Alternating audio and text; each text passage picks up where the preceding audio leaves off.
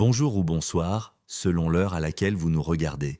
Je suis un chroniqueur audio et animateur de podcast à l'ODJ Média. Aujourd'hui, j'ai le plaisir de vous lire fidèlement une chronique de l'auteur Abdelghani El Arras, intitulée Pour un Maroc de l'équité territoriale, les orientations royales et le rôle du gouvernement à l'horizon 2026.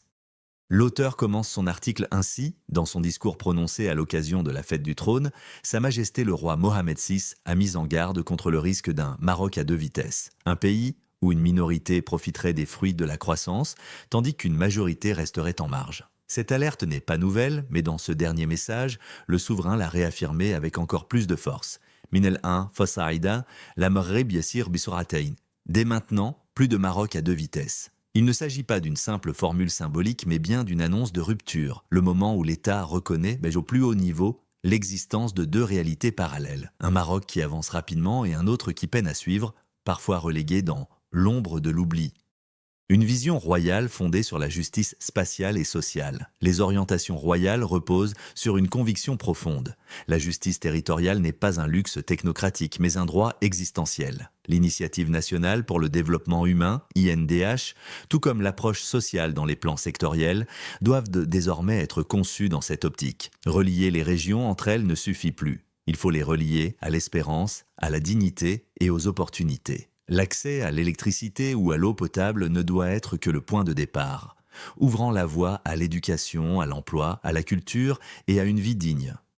L'auteur ajoute ainsi, le PLF 2026, un test décisif pour le gouvernement en vue de la fin du mandat en 2026, le projet de loi de finances 2026 revêt une importance cruciale. Il devra concrétiser cette vision royale en répondant à trois enjeux majeurs, réduire les déséquilibres régionaux, augmenter les budgets pour les territoires marginalisés, renforcer la solidarité sociale, soutenir la jeunesse, les femmes et les foyers vulnérables, stimuler les investissements productifs, notamment dans les régions défavorisées, pour créer de l'emploi et contenir l'exode des talents.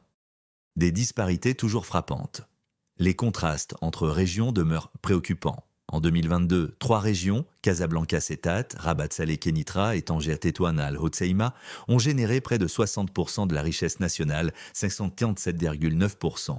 Casablanca Settat à elle seule représente environ 31,4%. Confirmant son rôle de locomotive économique, Rabat Salé Kenitra contribue à hauteur de 16,1%. Tanger Tétouan Al Hoceima apporte 18,4% au PIB national. À l'autre extrémité, des régions telles que Draat à Filalet ou les provinces du Sud ne totalisent ensemble que 7,9% de la richesse nationale. Ces disparités ne sont pas virtuelles, celles-là.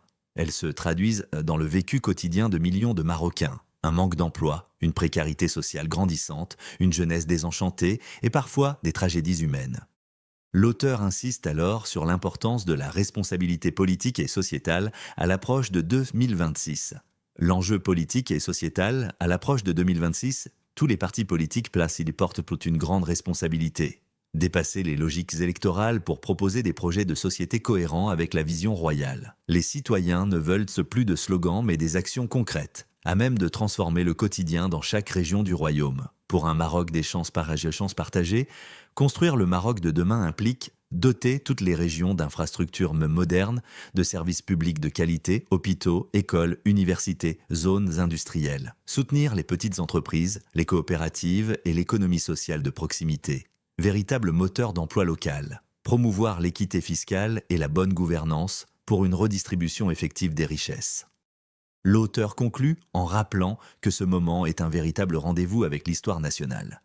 Un rendez-vous avec l'histoire, le discours royal a tracé la ligne rouge. Le Maroc ne doit plus fonctionner à deux vitesses. Le PLF 2026, les projets politiques et l'engagement des institutions doivent incarner cette orientation en actes concrets. Cet enjeu transcende le simple plan économique.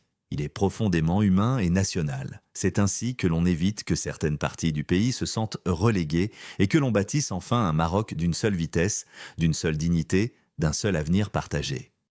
Chers auditeurs, chères auditrices, nous arrivons à la fin de cette chronique signée Abdelghani El Arras. Merci pour votre attention et votre confiance. Je vous donne rendez-vous très prochainement pour une nouvelle chronique sur l'ODJ Média.